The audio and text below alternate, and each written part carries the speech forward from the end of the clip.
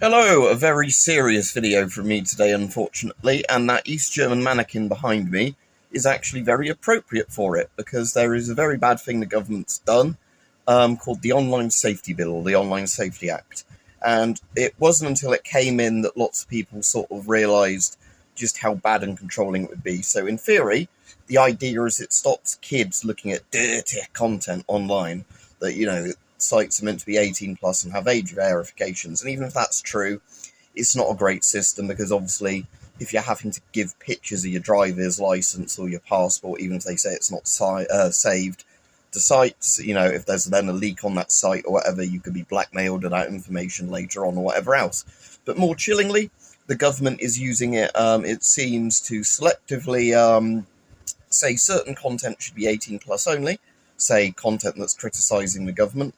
There's been this stuff going around on Twitter now, where certain videos of protests that the government don't want to be talked about or happening about against them and some of their policies in the UK,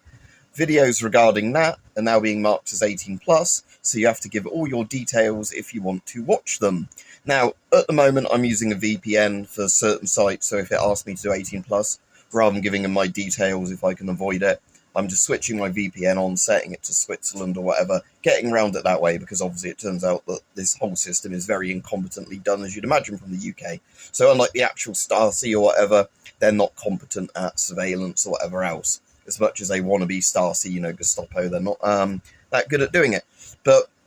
like I said, it's very serious, because I think it is a way of basically getting against lots of democratic things. If you don't like what somebody's saying online about, against the government or whatever, one of their policies, tell the website that it should be an age-restricted video, and then therefore anybody wanting to watch that video has to give their details if they're in the UK, pictures of a driving licence and whatever else.